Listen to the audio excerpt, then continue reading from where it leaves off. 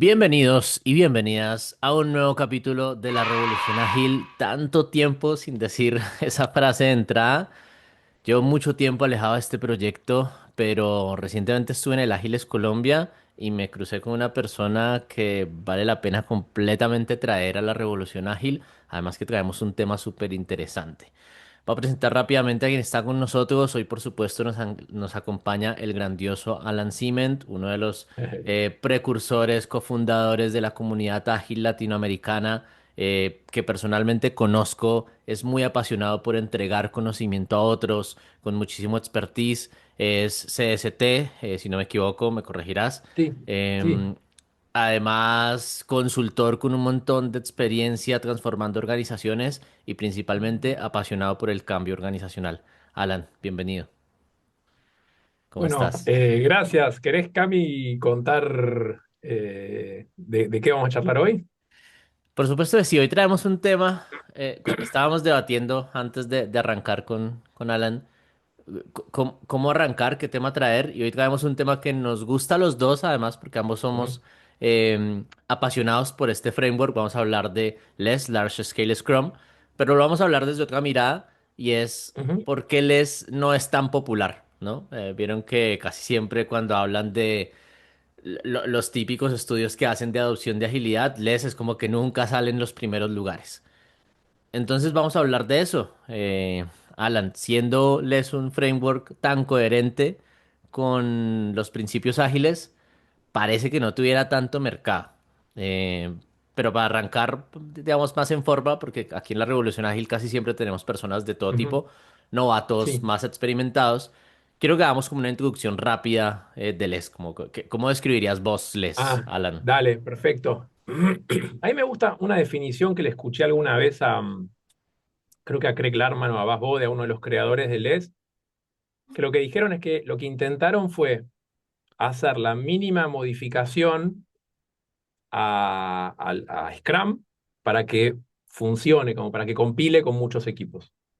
Entonces, tocar la mínima cantidad de reglas como para que eh, sirva para situaciones. Yo el escalado lo defino como más de un equipo que tiene en pos de un objetivo común. Entonces, para esas situaciones, ¿qué onda? ¿Qué hacemos? Por eso LES es tan minimalista, Muy bien. porque casi ni se le agregan cosas. Me gusta esa definición. ¿Qué dirías vos? Pregunta, no sé. Sí, ¿Qué diferencia a LESS de modelos como Safe o como Netsus o como el modelo Spotify, que per se no es un modelo a escala, ¿no? Pero bueno. soy muy celoso de tratar de citar siempre fuentes, pero a veces no se las encuentra. Se dice que hay como dos grandes estrategias, como que el gran lío, el gran desafío del escalado es qué hacemos con las dependencias. Y como lo que se dice muchas veces es, hay como dos escuelas o dos estrategias para lidiar con la dependencia. O la intento gestionar o la intento romper. Entonces ya eso hay un parteaguas entre lo que proponen modelo, bueno, Safe ni que hablar, que Safe, a ver, no es un modelo que explícitamente te diga hay que gestionarlas. Te dice, bueno, se podrían gestionar, se podrían eliminar y depende de la situación, pero si uno lee entre líneas y lo ve, estás para mí toda la superestructura esa que tiene Safe alrededor, todo lo del PI, toda esa cantidad de roles, son una serie de buenas prácticas, porque no son malas para gestión de dependencias. Ujú. Con lo cual ya es una decisión fuerte esa, la de gestionar las dependencias. Cuando uno lo que intenta es eliminar las dependencias, está siendo más coherente en verdad, con Scrum, con un equipo, si uno tuviera que hacer agilidad de un solo equipo, ya de por sí, porque uno habla mucho en agilidad de equipos cross-funcionales, pero la razón de ser de que sea cross-funcional, para mí, es bajar la cantidad de dependencias para mejorar el flujo. Porque cada vez que tenés una dependencia, te quedas esperando a que te respondan. O sea, en verdad son dependencias no planificadas a la perfección. Y justamente uno usa la agilidad en situaciones donde no puede planificar a la perfección porque es compleja la realidad. Entonces van a aparecer esas dependencias. Cuando me quedo esperando, ¡pum! Multitasking. Cuando hago multitasking, ¡zas! Perdí foco. Entonces, uno busca equipos multifuncionales, cross-funcionales para bajar las dependencias. Yo creo que, como decías al principio, es mucho más fiel lees a los principios de la idea original que había. Que yo creo que esa es justamente la razón por la que no es popular, adelantándome un poquito. Respuesta corta, fin del episodio. Eh, Sí, casi que lo podríamos terminar ahí. Yo creo que el resto, lo que para mí es más interesante, hoy justamente estaba hablando con un amigo que no sabe nada de agilidad, pero que trabaja en ciencia del comportamiento y como que le peloteaba con él un poquito. Creo que el tema de fondo es que es interesante, ¿no? El tema de la agilidad se murió, en verdad nunca nació, me parece. O llegó muerta a un montón de lados. Es como que con la popularidad de Safe creo que nos terminamos de dar cuenta de lo que ya intuíamos, que es que en la mayoría de las organizaciones no se quería o no se había entendido la idea original de la agilidad. Entonces se terminó comprando algo que está más a mitad de camino. Está bueno todo lo que mencionas. Me adelanté un poquito, perdón. No, no, no pasa nada. Yo te Sí, advertí que este espacio era divergente, no sí, sí, sabemos qué va a surgir. Premisas que me parecen a mí importantes cuando hablamos de LES. Una es mantener la simplicidad, parece que es una de las sí. claves del éxito. Si bien quizás no sea el framework más popular, al menos en las intervenciones en las que yo suelo participar, casi siempre intento que vayamos no directamente hacia LES, no quiero que el episodio se convierta en un episodio de fanatismo hacia uno u otro framework.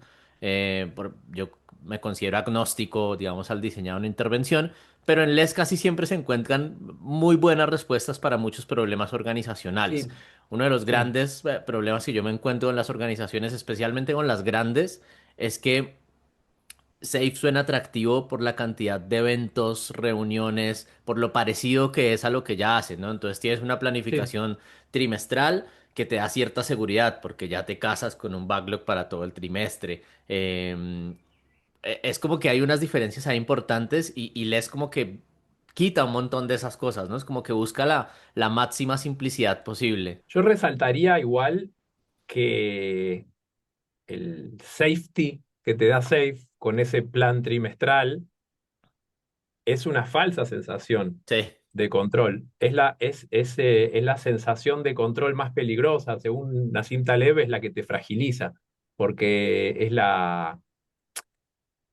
un plan prolijo, no hay nada más peligroso que un plan súper prolijo y elaborado, porque a mí me hace acordar mucho me acuerdo hace un tiempo, no, voy a contar una anécdota que no tiene nada que ver, pero hace mucho tiempo tuve que renovar el registro de conducir y en esa época no hacía falta prepandemia, no hacía falta, hacía falta ir personalmente.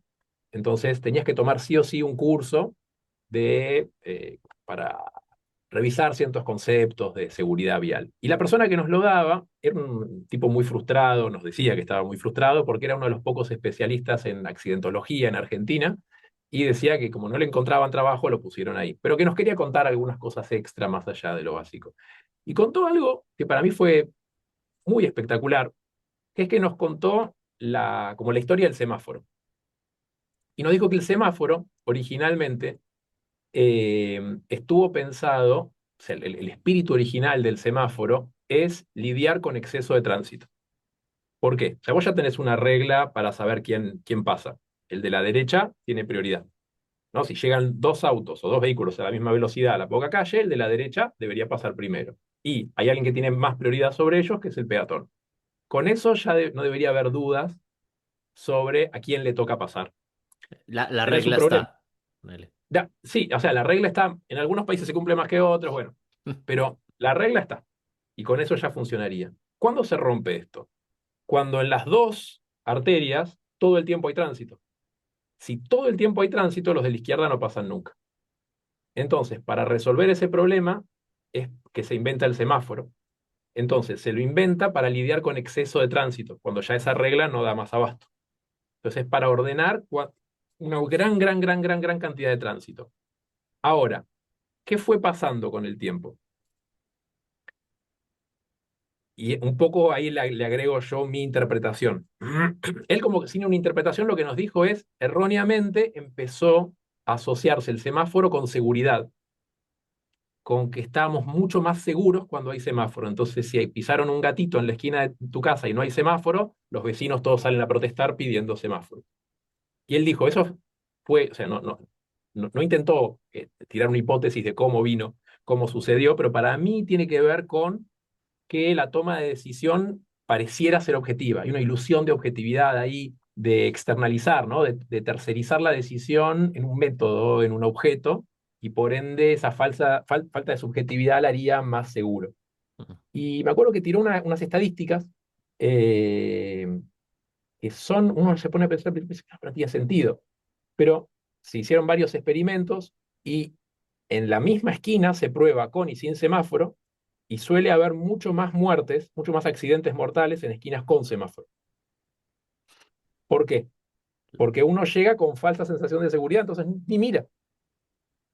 De hecho, hay también muchos estudios que sacan fotos en donde en esquinas con semáforo es mucho más probable que la persona que está manejando haga cosas del estilo darse vuelta para ver si el hijo está bien agarrado, cambiar el volumen de la radio, atender el teléfono, porque total, hay un ente externo objetivo que está haciendo que todo esto sea más seguro. Entonces nos relajamos y por lo tanto nos fragilizamos. Entonces, ante cualquier evento externo inesperado, el golpe, el impacto es mucho más Mm. grande.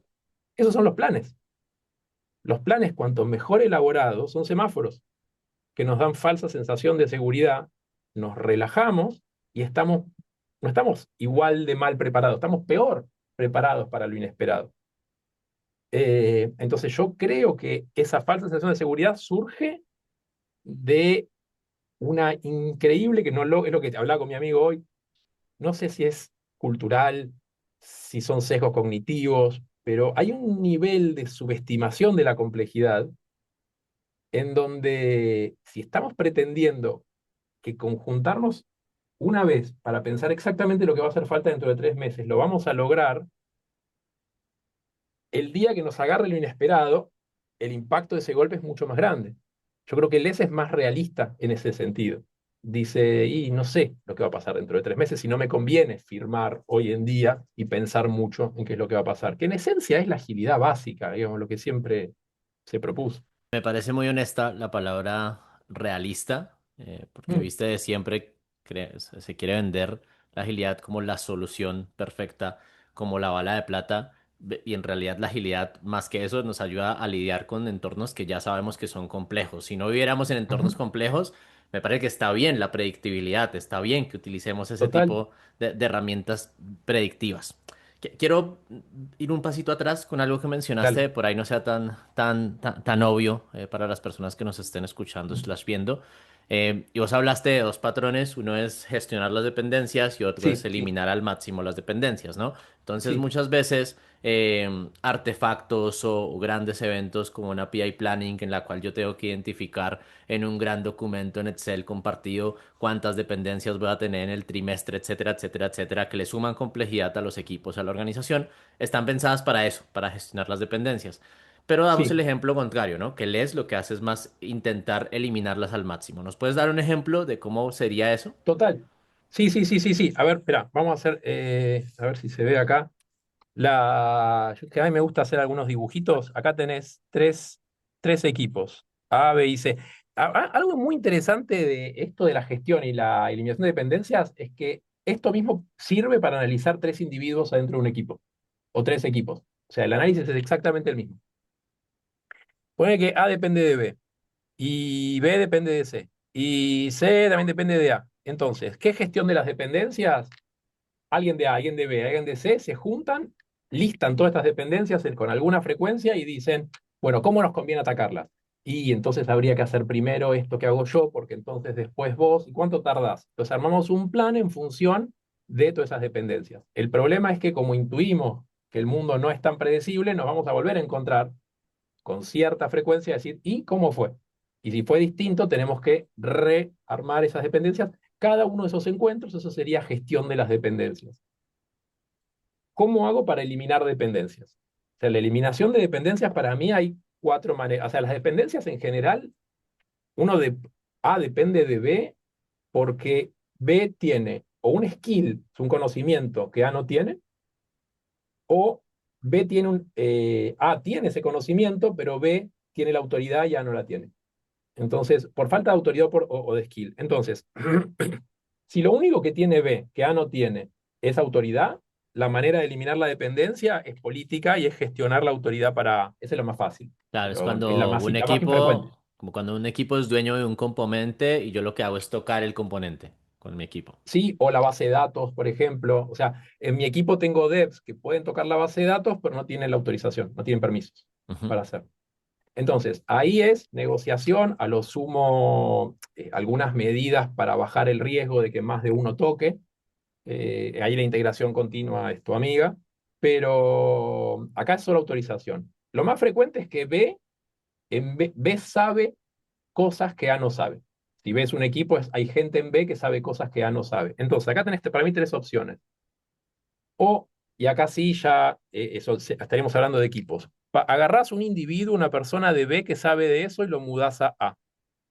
Eso tiene techo bajo porque hay cantidad limitada de gente en B y va a estar ujú. dejando de hacer cosas que hacen B y no puedo hacer crecer A al infinito porque ya dejaría de ser un equipo autogestionado óptimo por la cantidad de personas. Pero ese un poquito movimiento de personas se puede hacer. Después, lo segundo es que A aprenda lo que sabe B. En general, la manera es llevar a B como mentor A, que es un poquito el patrón del traveler El en LES, viajero, ¿no? Como que claro. el viajero que en LES se utiliza un poco. Pero entonces es aprender. La primera es me traigo a alguien que sabe. La segunda es aprender. Y la tercera, solo válido para problemáticas de complejidad de mediana hacia abajo, o sea, sí, o para todas las cosas que hace B, si tomamos el subconjunto de las tareas que son de una complejidad medianamente baja, le podemos pedir a B que invierta tiempo en automatizarlo, Mm, que ese es el clásico ejemplo de DevOps. O sea, si B era el equipo de operaciones y A le dice, por favor, poneme esto en producción. Bueno, ponelo en la cola, llena el formulario, yo lo paso. Le puedo decir a B que desarrolle un script con la suficiente cantidad de chequeos para que después A pase a producción tocando un botón. Que nunca es binario eso, a veces puede ser como el 80% del proceso está automatizado y el último 20% me lo quedo para manual. Pero ya no eliminé por completo, pero bajé bastante la dependencia. bien, muy bueno. En ese sentido, Alan,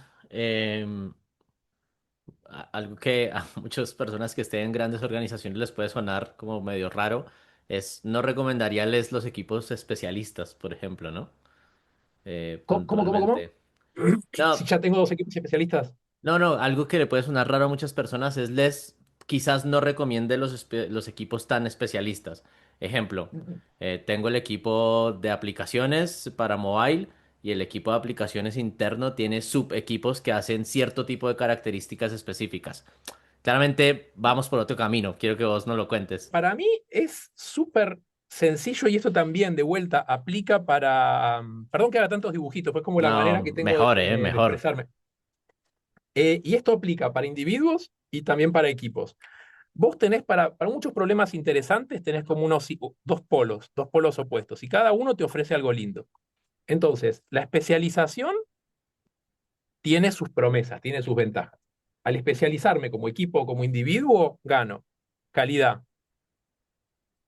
eficiencia y predictibilidad local de ese tema en particular, no a nivel sistémico. Ahora, ¿qué me pierdo? ¿Y qué es lo que podría ganar al otro lado cuando diversifico conocimiento? Y para mí, el ejemplo típico, o sea, yo me lo imagino mucho con individuos dentro de un equipo, pero lo mismo te pasa si tuvieras equipo.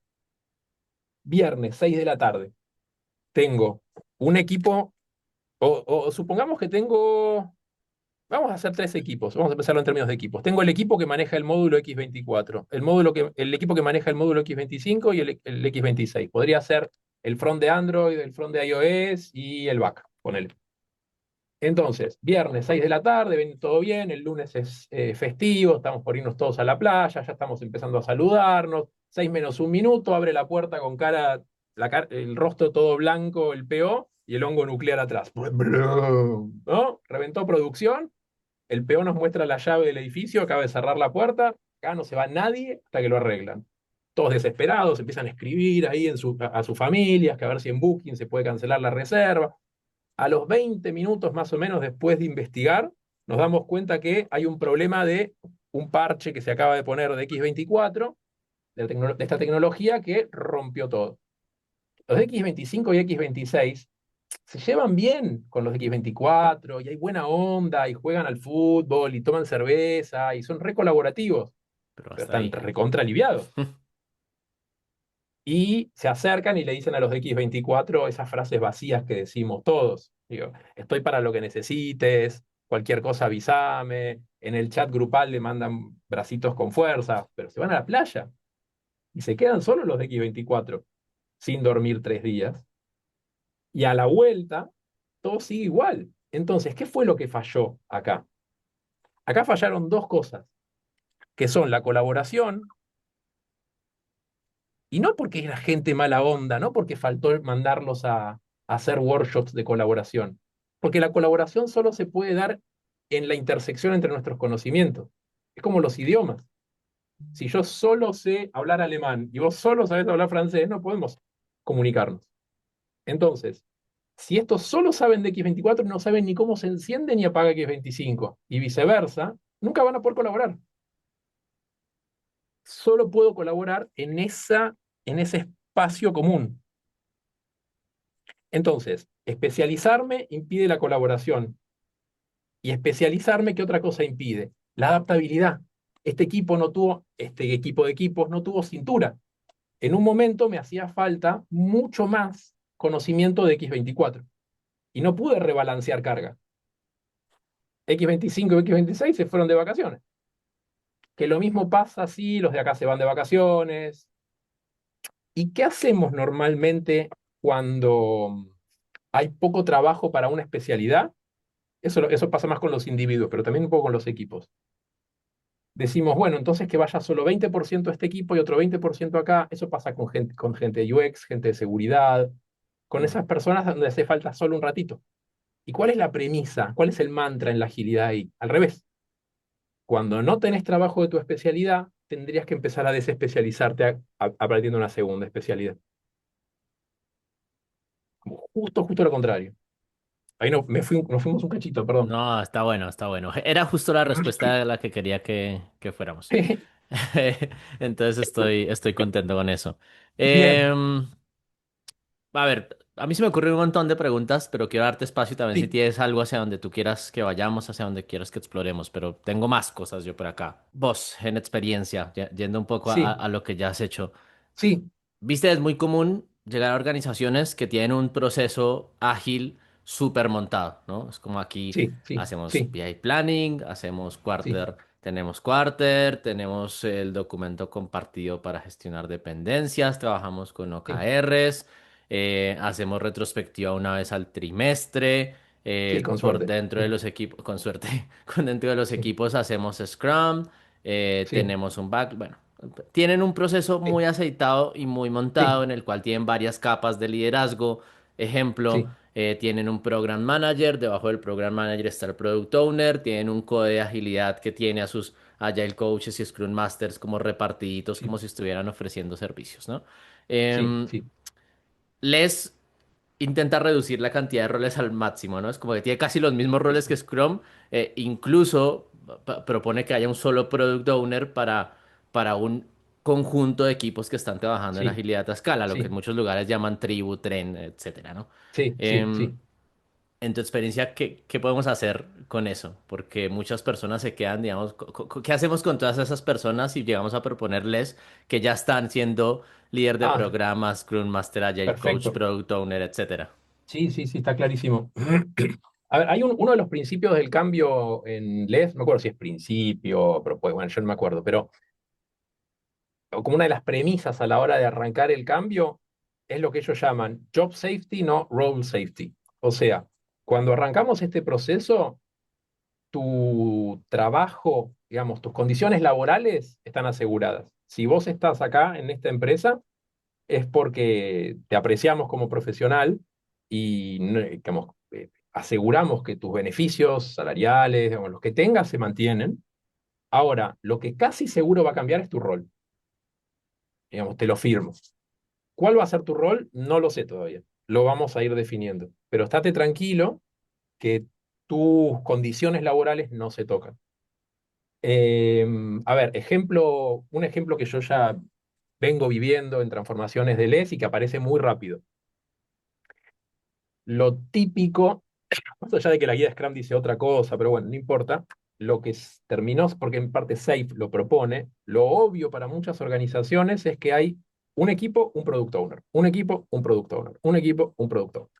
En LES, como vos decías recién, que además, si vos te pones a pensar 2 segundos en las palabras, ¿cómo puede ser? Si es escalado, es que entre todos construyen un producto. ¿Y por qué tengo tantos product owners? Mm. ¿Qué es una cooperativa? En verdad son pedacitos owners. Sí, son De hecho, pedacitos de producto, owners. Sí. claro, son pedacito owners. De hecho, el chiste malo que yo hago, pero que mi hijo, el de 9 años, se sigue riendo de estas cosas, me queda un año más o menos. Ya después no se va a reír más de estos chistes malos que hago, pero yo a esos les digo pocitos, porque son como peocitos, pero además dificultan el flujo. Uno quiere ir rápido y no puede.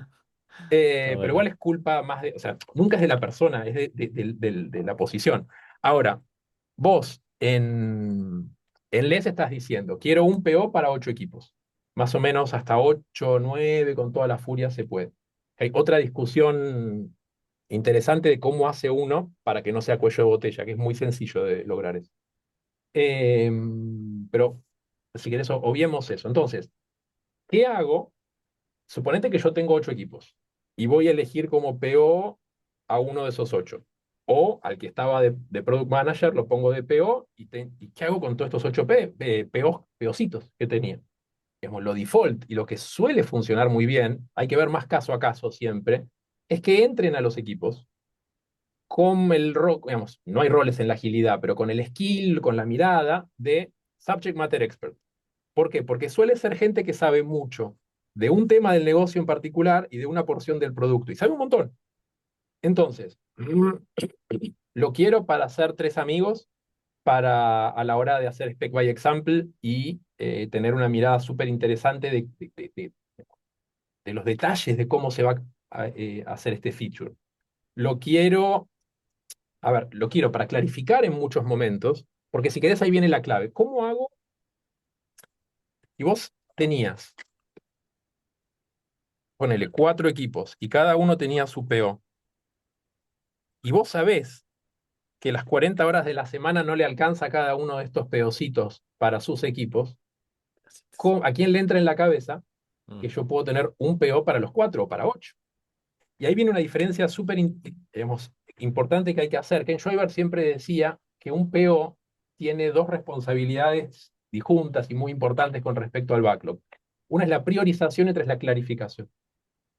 Y digamos, para mí hay como dos maneras de ser PO, de encarar cada una de esas. Una es a la Steve Jobs, que es, si me gusta va el producto, si no me gusta no va. Y otra es más el estilo facilitador, que básicamente hago que otros decidan bien. Entonces,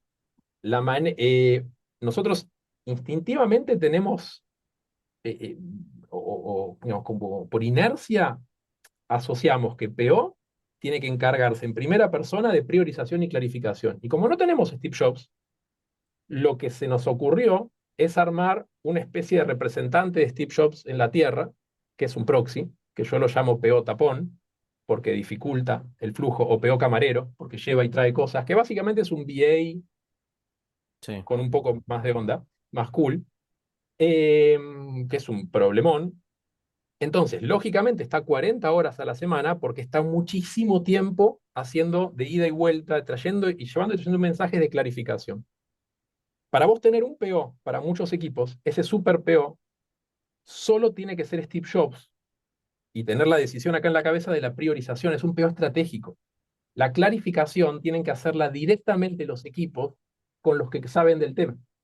Entonces, muchas veces esos POs chiquititos, al entrar como subject matter experts, a veces son los que son capaces de hacer esa clarificación. Y en otros casos, la clarificación la haces con end users que están afuera. Y a lo sumo, el PO chiquito que entró como subject matter expert o un Scrum Master te ayuda a que a que ni este se lo coma crudo, agregándole un scope creep asesino, y meteme este botón y meteme este reporte, y que este no le hable en orco y este se asuste y salga corriendo. Que son como los clásicos miedos de equipos hablando directo. Bien. Pero Entonces, la clarificación quedaría dentro del sí, equipo, ¿no? En resumen, es dentro del como una equipo o directo, responsabilidad. claro, o directo entre el equipo y el afuera, pero no es responsabilidad del PO. Entonces, participan fuertemente de eso los que antes eran los peocitos. Mm. Pasan a ser más parte del equipo incluso, como podría ser Son parte un del BA. equipo, son parte del equipo. Y cuando no tienen trabajo que requiera esos skills, ¿qué tienen que hacer? Lo mismo que cualquier especialista que no tiene trabajo de su skill, aprender de otra cosa. Y uno aprende, a ver, si yo voy a hacer un equipo en donde hay un cirujano cardiovascular, no voy a hacer pairing con el cirujano cardiovascular a ver si aprende un poquito. Uno hace pairing con gente que está en el barrio de sus conocimientos. Entonces, el subject matter expert, el XPO, va a hacer pairing con alguien, alguien que hacía testing, con alguien que hacía UX, con alguien que hacía incluso automatizaciones, y si se anima, ojalá se meta a codear. Pero digamos, no pedimos locuras de que Claro, la gente haga pairing y aprenda cualquier cosa. bien. Me encanta todo esto que estamos conversando. Bien, Hay excelente. un tema porque justo lo vi hace Sí, poquito y es la toma de decisiones basada en data. Ahora que estamos hablando del PO y de sí, y de la sí, priorización, sí. capaz me escapa un poquito el scope de lo que veníamos hablando No, con sí, Les, pero sí, viste que está bueno tomar decisiones informadas, tomar decisiones sí, basadas en sí, data. sí, Me crucé un equipo hace poco de agilidad que tiene una fórmula para priorizar, ¿no? Es como la fórmula exacta, ¿no? ok, El típico sí, ICE o RICE, bueno, hay como distintas fórmulas, que es como que sí, pones acá el valor de negocio, la complejidad, varias cosas. Fórmulas sí, típicas o técnicas que también usamos nosotros a veces como Moscow, etcétera, sí, pero automatizada en un documento, ¿no? Entonces está la típica de, sí, bueno, ¿qué iniciativas vamos a hacer en esta PI? Pongamos la lista de iniciativas, sí, llenemos los sí, campos y eso me va a dar sí, automáticamente a mí la priorización para trabajar en este quarter. Em, sí. mm, Me generó muchos Eh, sentimientos a mí y justo hablando de cómo encontramos equilibrio, es la pregunta más, porque ya sé que no está sí, bueno, pero cómo encuentro equilibrio entre tomar decisiones basadas en data y el sense, ¿no? Como que muchas veces el product owner también sí, tiene que tener eso. sí. A ver, tengo una opinión, no sé si fuerte sobre eso, pero primero, los números que me mencionabas recién no son datos, todos son así. Sí, sí, sí, sí. Uno de Todo esos es es dato. técnica de los cinco dedos, ¿no? Yo Sí, que creo está que... muy bien, o sea, porque es conocimiento experto, es lo que Malcolm Gladwell habla de Blink, ¿no? El experto que estuvo más de 10.000 horas haciendo algo y que inconscientemente resuelve un problema complejísimo. Está perfecto.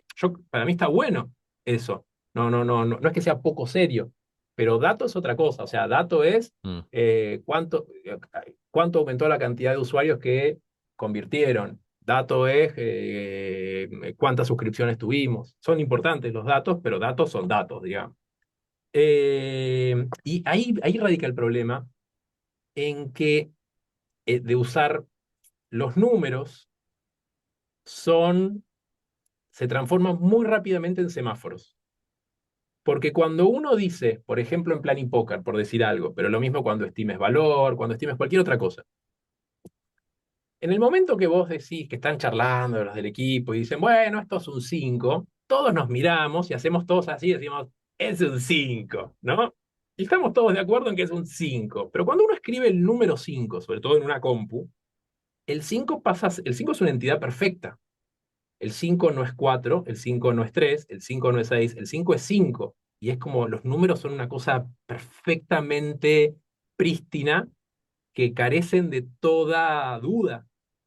Entonces, con el correr del tiempo, y si encima cambian los interlocutores, que no son los que estuvieron ahí, pero encima para los mismos, cuando corre el tiempo, ese 5 que cuando lo pusimos fue 5, con el tiempo se transforma en 5. Y es un 5 perfecto, y es 5.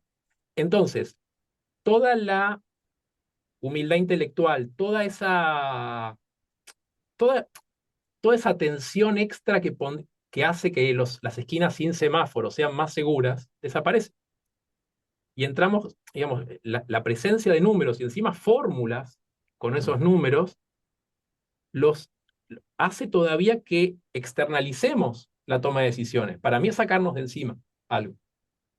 Y es eh, sucumbir ante la ilusión de la objetividad. No hay cosa más peligrosa que pretender ser objetivo. Le tenemos un miedo tremendo a la idea de la subjetividad en la corporación, en el trabajo, y sin embargo hay algo mucho más peligroso que ser subjetivo, que es autoengañarse pensando que uno es objetivo cuando no lo es. Vos imagínate que estás metiendo valores que tienen un margen de error medianamente grande, porque son estimaciones, y los estás multiplicando, dividiendo entre sí. O sea, la licuadora que te da eso, de la probabilidad, ¿a dónde se puede eso? Es al demonio. Y en definitiva, lo que vos querés es informarte con datos, querés informarte con datos, ¿para después qué? Para que después haya una discusión entre personas, que subjetivamente traten de llegar a un consenso o un consentimiento. El, el, a ver, yo creo que son importantísimas las métricas, sobre todo de outcome, muchísimo más que de output, del estilo de las que te estaba diciendo antes. Me quiero informar, o sea, lo que hicimos, qué produjo, incluso una métrica tan subjetiva como el NPS. Pero bueno, Mm. ¿qué opinan? ¿Qué opinan los usuarios? Eso lo quiero arriba de la mesa, los quiero informar. Y una vez que estamos informados, y obviamente tiene una estimación, yo creo que voy a facturar todo esto. Yo creo que voy a lograr bajar los errores tanto. Entonces, suena más valioso esto que esto. Pero ahora charlemos y negociemos. Yo creo que al final hay que evitar los dispositivos como los números y las fórmulas que nos lleven, que nos metan sin darnos cuenta en el terreno de la falsa sensación de seguridad y de la falsa Volvimos, optimización. volvimos al ejemplo del semáforo, así que está siendo medio Es, cíclico el capítulo, es ¿no? muy universal ese Mm. ejemplo, sí. A Sí, mí me encanta. al final se trata también de buscar la optimización global del sistema por sobre la optimización local, ¿no? Además. Exacto. Sí, Mm. sí, sí, sí. Y yo en parte, si bien en eso tal vez difiero, no tengo tanta experiencia como colegas míos en hacer sistemas, perdón, ay, no diagramas de sistemas, ¿no? Diagramas Como, causales, causales. sí, se hace mucho en el mundo del ES. Sin embargo, a mí hay algo que me hace ruido de eso, es que, bueno, yo en su momento leí bastante, no sé si bastante, pero un poco a Ralph Stacy, eh, y Stacy es como el escepticismo del escepticismo total, eh, y él descree mucho, dice, si un sistema es realmente complejo, un manager o un consultor no puede arrogarse la posibilidad de verlo desde afuera y modelarlo. Y eso también es un autoengaño. Si uno lee Hay, Stacy al final, dice, no, no se puede hacer ah, nada, todos vamos a morir, hay, digamos. hay un Como que punto no sé, te medio. lleva a un lugar Sí, hay, interesante, hay, hay un pero punto medio que es lo que propone incluso Les, ¿no? Que es como sí, modelamos para entender el sistema, digamos, no sí, para sí, plasmar la sí, realidad, porque sabemos que todo modelo fuga la realidad. Y por ahí sí, una práctica, a ver, yo me he hecho modelado sistémico en algunas organizaciones. Casi siempre mi práctica es como, y mi recomendación es no lo haga solo, ¿no? Que es como claro, sí, sí, la sí, sí, sí, humildad sí, sí, del diseñador de sistemas, ¿no? Es como, tráigase a una persona que sea detractora, tráigase a sí, otras sí, personas que estén en otro lugar y eso enriquece muchísimo el modelado para tomar mejores decisiones. Por supuesto, nunca va a ser una representación fiel porque al final está cargado de los sesgos cognitivos de los que modelaron el claro, sistema.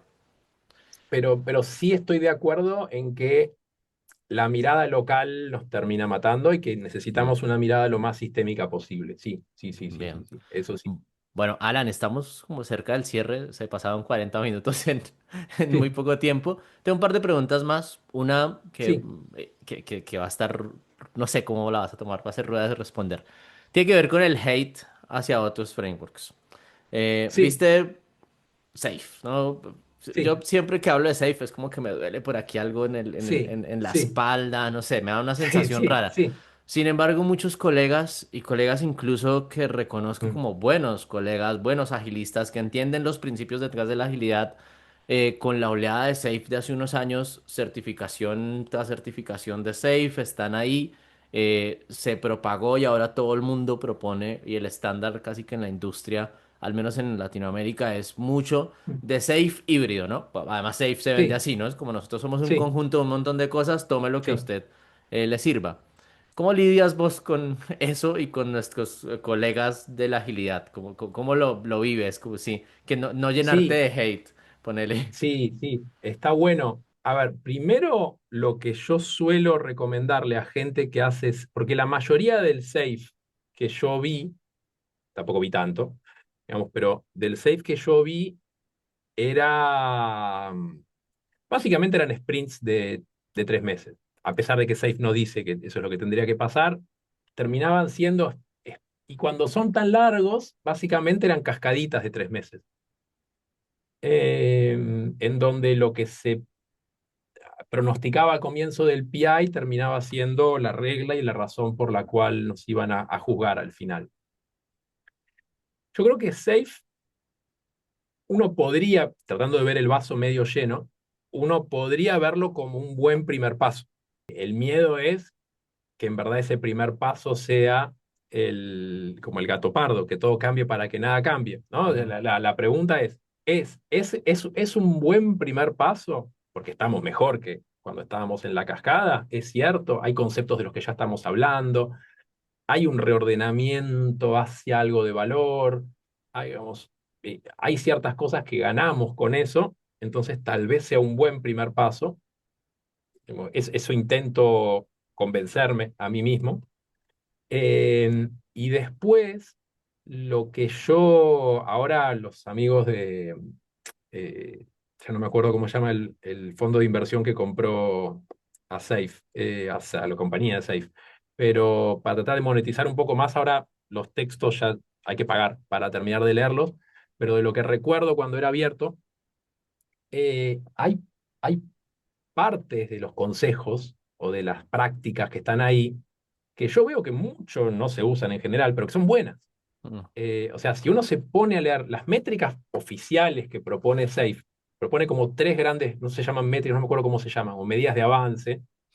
De las tres, hay una que a mí no me gusta, que es como una especie de, eh, como One Stricto Source haciendo Scrum. No dice eso, pero como, ¿cuántas dailies hiciste hoy? Sí, Eso una, me parece cualquiera. una vanity metric full. Esa es malísima. Pero las otras dos están buenísimas, porque una son las de Dora, prácticamente, ¿no? Las de Accelerate, digamos, es flujo, velocidad de delivery, y las otras son de Outcome. Entonces, esas dos me parecen maravillosas. El problema es que creo que está en una paginita medio olvidada, que en general, yo no sé, los que implementan Safe a veces no la miran o no le dan bola. Pero, digamos, hay partes interesantes. Eh, Safe no descarta y de hecho, ahora últimamente abrazó Team Topologies, con lo cual ahí un poco se desvió, pero la idea de los feature teams está y es valorada. Hay bastante referencia al continuous delivery, por más que muchos safe que yo veo, todo es manual. Mm. Entonces, yo creo que un agilista muy pragmático, ¿no? Así como está la Realpolitik, está la Real Agilistic o algo así, ¿no? Es hacer agilidad con lo que hay. Tal vez puede recurrir a ciertos elementos de Safe como para decir, che, en Safe dice esto, hagámoslo, digamos, empujémoslo. El otro te puede decir, es un framework, tomo lo que más me sirve, ¿no? Esa excusa es universal. Pero como potencial primer paso, me ayuda a ver el vaso medio lleno. Muy bien. Hablando de, de organizaciones grandes en implementaciones, ¿no? Que son las que suelen ir Ujú. por el lado de Safe. Sí. Es muy común que a medida que crezcamos en cantidad de equipos utilizando LESS o SAFe o productos, dejámoslo Ujú. mejor, utilizando agilidad a escala, crezca la cantidad de personas que acompañan a esos sistemas o a esos equipos, ¿no? Sí, Em, LESS puntualmente, no sé si lo dice o no, quiero preguntártelo sí. a vos, no plantea una estructura transversal como por ejemplo en muchos lugares que es el COE, que es como cómo se Sí, alinean sí, especialistas de agilidad en este caso para acompañar distintos equipos, ¿no? Es como tenemos, no sé, qué sé yo, 20 productos, es decir, cada sí, producto tiene por lo menos, en el escenario ideal, al menos un Agile Coach. ¿Cómo se sí, alinean esas personas en LES? O nos deja el espacio sí, abierto como Scrum, ¿no? Que es un framework incompleto por diseño, ponele. claro. Es interesante. O sea, pues yo esto lo recuerdo haberlo charlado y haber escuchado también las respuestas de Larman, de Bode. Tenés como dos respuestas medio opuestas y que se complementan, pero son interesantes. La primera es, Les no propone nada por fuera del desarrollo de producto. O sea, para el portfolio de productos, Les no te trae nada. Informalmente, sobre todo Craig Larman le gusta mucho usar un nivel más arriba, impact mapping, como para pensar a nivel más estratégico, pero la principal respuesta igual, para mí es más interesante, es la siguiente. El paso uno a una implementación del S es definir qué es producto. Y no es trivial para nada esa pregunta. Y hay como distintas preguntas para definir producto, unas que expanden y otras que contraen un poco la definición de producto, pero la tendencia, o sea, lo que uno debería hacer en LES es expandir lo más posible, porque así tiene una mirada más sistémica. Y el ejemplo para mí clásico es el de la banca, poner banca minorista. Si vos le preguntás, y una de las preguntas básicas de expansión de producto es preguntarle a tu usuario qué producto es el que está con cuántos productos ofreces vos. Si yo le pregunto a un banco minorista chiquitito, nada muy sofisticado, ¿cuántos productos tiene? La respuesta va a tener mínimo 3 dígitos. Fácil, ¿no? Y me lo explica, me van a hacer toda la justificación. Ahora, yo me pienso a mí mismo como usuario, cliente de un banco, y en mi cabeza, yo hace poco me cambié de banco y estuve como 10 años con un banco y me cambié a otro. Entonces, para mí, básicamente, hay un producto, que es el banco, que es donde pongo mi plata. Ahí adentro sí, viene uno y me ofrece un préstamo, y después uno quiere una hipoteca, y este también me vende seguros, y acá te pueden inversiones, sí, sí, todas cositas que se pueden hacer, pero básicamente es donde pongo mi plata. Entonces, desde mi punto de vista, hay un producto ahí. LES en general lo que propone es expandir lo más posible. Esto, a ver, se contrapone con lo que se propone en LES, que si hoy en día, digamos, no puedes hacer una transformación de LES. No se recomienda hacer una transformación de LES que, no sé, de 3.000 personas de un día para el otro, es muy paulatina. Pero el objetivo en LES es llegar a la mínima cantidad de productos. Como la heurística sería el rule of thumb. Ante la duda, te conviene pensar que Office es tu producto y no Word. Entonces, eso bajaría mucho toda la infraestructura de coordinación interproductos, porque al final, en verdad, tenías mucho menos producto de lo que pensabas. Mm. Está bueno, está bueno. Me cuesta pensar en la cantidad de métricas que suelen tener las organizaciones para cada subproducto, ¿no? Es como yo tengo una métrica para la cantidad de créditos que vendí versus la cantidad de créditos a bancos a otras organizaciones que vendí. Bueno, Mm, entonces ahí creo que hay un reto interesante en cómo se mide. Bueno, estamos ya para cerrar. Entonces, dos dale. preguntas. Una de Sí. cierre y por supuesto la obvia que hablamos de si yo llego a una organización y o no, estoy con varios escenarios, ¿no? Es la que no hace Sí. agilidad, la que ya hace agilidad y está en un sistema más parecido a Safe, Mm, o la que está en un escenario parecido al que estamos hablando nosotros, que ya idealmente está haciendo LES. En un escenario de los otros, sí. ¿por dónde comienzo? Yo creo que tu respuesta es muy obvia, pero ¿por dónde comenzamos si queremos empezar a trabajar mejor con LES o a implementar Ay, cositas de LES? pero me perdí. Una respuesta para cada escenario No, no, sería, no, una general. ¿Por dónde no, puedo arrancar a hacerles? ¿Qué a ver, sugerirías vos? en verdad tenés como, lo primero que yo intentaría es hablar con lo más parecido a un SEO para ver, digamos, para tratar de entender qué nivel de percepción de la complejidad tiene. Y si tiene un nivel de percepción de la complejidad interesante, intentaría hacerles completo. Lo que pasa es que no es riesgoso hacerlo la transformación en grupos de más de 50 personas. Entonces arrancaría y buscaría durante un buen rato cuál es el grupo interesante para trabajar de 50 personas. Ahora, si querés como algo más chiquitito y que sirve para distintos lugares, más, o sea, hacen safe. La verdad, en mi experiencia, más que safe, lo más popular es el escalado casero, Sí. en donde alguno leyó algo de safe por ahí y más o Ah. menos medio hace. Pero O pasó, eso yo me cruzo. o pasó una consultora grande y les dejó una estructura, sí, bueno, puede ser. Sí, quedó y con el tiempo se fue deshilachando un poquito y lo que queda es medio eso, que es medio muy Spotify, hay una Ujú. onda con la palabra tribus y squads por todos lados, pero bueno, Sí, no importa, para cualquiera de esos escenarios hay dos cositas, o una cosa que yo le agregaría ya a cualquiera, que es mete una retrospectiva, que es lo que escribí el otro día en el newsletter, mete una retrospectiva del sistema, o sea, de tu tren, de lo como lo llames, pero del grupo de grupos, cada 2 semanas, o sea, después de hacer las retros individuales, hace una de esas con representantes de cada equipo, que es algo que lo tomás de les y con eso solito ya va a estar un poco menos mal. Y esa es fácil, es barata. Es 1 hora de un par de personas por cada 2 semanas. Entonces, ya eso solo está bastante bueno. Y después, si querés, tengo como una primera práctica, depende de dónde estés, en términos de las dependencias. Porque si estás en un entorno que es el infierno de las dependencias, como muchos lugares, ahí usaría algo que aprendí de Ken Rubin, que lamentablemente, o sea, yo lo aprendí en un curso con él, el curso no sé si lo sigue dando, el curso en sí no me pareció maravilloso, la idea me parece maravillosa. El curso después fue mucho darle vueltas alrededor, y no lo escribió esto, pero para mí la idea está buenísima, que básicamente es hacer como un backlog de dependencias, una lista de las dependencias en función de, el criterio para priorizarlas es cuánto duele la dependencia. Entonces, para saber cuánto duele una dependencia, le pones 3 pesos. Los tres son subjetivos. Bueno, en verdad podría sacar algunas métricas usando, digamos, tomando de Jira de distintos lugares, pero si no, puede ser subjetiva.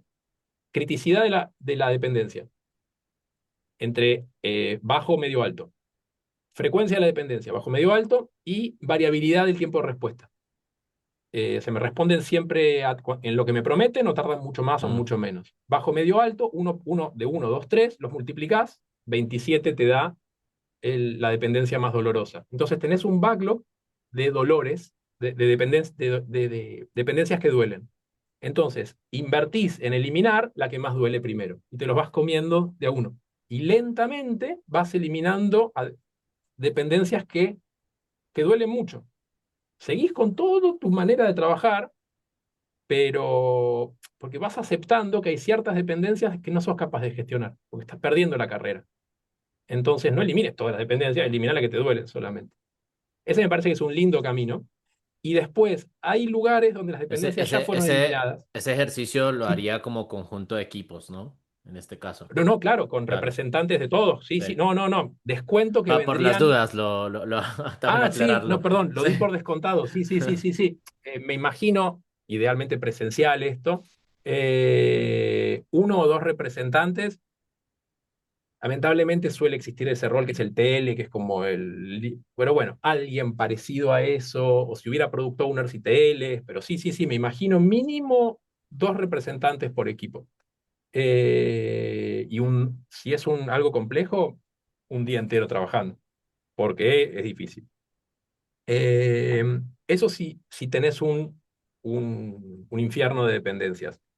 Hay lugares que están más en una posición tipo Spotify, donde se supone, por arquitectura, por distintas cosas que lograron hacer, cada equipo es un feature team, Mm, pero es mono feature. sí. Puede trabajar solo un tema. Con lo cual, no te duelen las dependencias, pero te duele otra cosa, te duele la falta de balanceo de carga. O sea, tenés equipos trabajando en cosas que no son importantes y equipos que trabajan en lo importante que son cuello de botella.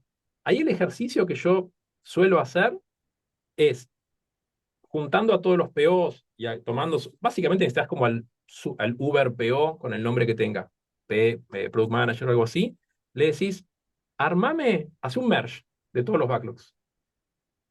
y fíjate, pintá de un color distinto al backlog de cada uno de los equipos. Fíjate cómo te queda. Si te quedan todos los de un color abajo y muchos de un color arriba, bueno, estás tirando mucha plata a la basura y tenés un cuello de Mm, botella enorme. Y ese es un gran justificador para después, o sea, para después ponerte a hablar de LES. Que en verdad no está es bueno. LES, ni siquiera lo que tenés que hacer. Lo que tenés que hacer es diversificar conocimiento, o sea, lo que yo lo llamo back me up. Por cada especialidad necesitas un especialista y un backup. Y cada equipo tiene que ser especialista de una cosa y backup de otra. Les después cae de maduro. Muy bien. Me encanta. Alan, Súper, se nos acabó el tiempo. Se pasó muy excelente. rápido. Sobre la Sí, pregunta inicial de por sí, qué les no está siendo tan adaptado, creo que se la dejamos al público para que la responda después de esta linda conversación que tuvimos con Alan. dale. Alan, datos de contacto, ¿dónde te puede seguir la gente? ¿Dónde te lee? ¿Dónde te busca? No sé si quieres saber más Sí, de qué ti. bueno. No lo tengo tan preparado. Donde más me muevo ahora es en LinkedIn. Calculo que la manera tendría que pasarte después, sino Ah, como por el acá dejo un profile. linkcito en el video Ah, dejamos un interfaz. Sí, linkcito sí, sí, en ahí. la descripción. Tengo la web simen.com, donde ahí anuncio los cursos. Está como en constante cambiecitos. Y por ahora es eso, el newsletter que estoy escribiendo lo estoy posteando solo en LinkedIn. Espero abrir un poquito el abanico ese de contactos en breve. Eh, Perfecto. pero bueno, Bueno, estamos. Alan, muchas gracias por acompañarnos en este capítulo de Regreso a la Revolución Ágil. Espero que volvamos a vernos porque me gustó mucho la conversación. Dale, Un abrazo para ti. cuando quieras. Muchas gracias a todos los que nos escucharon. Estén pendientes por ahí de YouTube y LinkedIn, que seguramente les contaré cuando sigamos sacando capítulos. Abrazo para todos y todas. Nos vemos en un siguiente capítulo. Chao, chao. Abrazo, gracias. Chau, chau. Y es la Revolución Ágil. Revolución